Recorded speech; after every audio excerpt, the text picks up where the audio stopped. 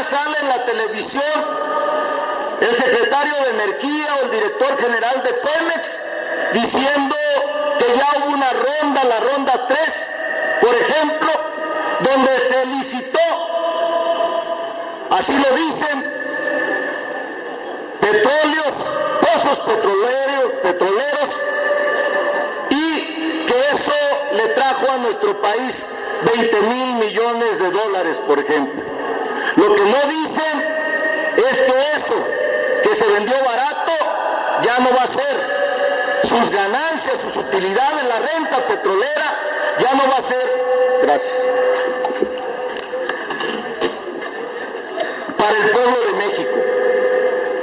Este sábado, en el Monumento a la Revolución Mexicana, en la tumba del general Lázaro Cárdenas del Río, el ingeniero Cárdenas dijo lo siguiente: el 70% de la renta petrolera antes de la reforma energética era utilizada para el pueblo de México. ¿En qué se usaba? En carreteras, en hospitales, en escuelas. Hoy, con esta reforma energética, ya solo aporta al presupuesto nacional Petróleos Mexicanos el 16%. Del 70% ha bajado al 16%. Y eso es que todavía no concluye las consecuencias de la reforma energética. ¿Qué significa esto, amigas y amigos? ¿De dónde van a salir esos enormes recursos que se requieren para que nuestro país avance? Pues solo va a salir de un lugar: del impuesto, de los impuestos de los mexicanos.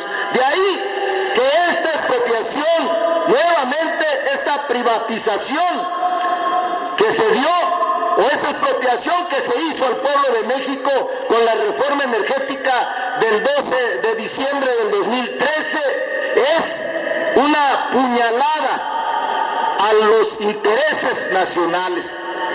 Y que, sin ninguna duda, en la medida en que pierda importancia Petróleos Mexicanos como empresa nacional, en esa medida va a empezar el gran empobrecimiento de los mexicanos. Las escuelas públicas, el campo, no van a tener recursos, no va a haber recursos fiscales para ayudarlos, para apoyarlos.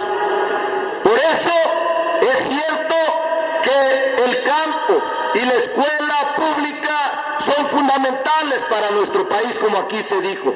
Pero el petróleo era la palanca de desarrollo para que esos sectores pudieran ser importantes en nuestro país y no se cayera el campo y no se cayera la escuela pública. Hoy está en riesgo nuestra Universidad Michoacana, está en riesgo la UNAM, está en riesgo el Politécnico Nacional, están en riesgo todas las escuelas públicas porque no va a haber recursos que se puedan destinar para ellos. Si Petróleos Mexicanos se extingue, se puede extinguir estas grandes instituciones que han servido por muchos años a los mexicanos.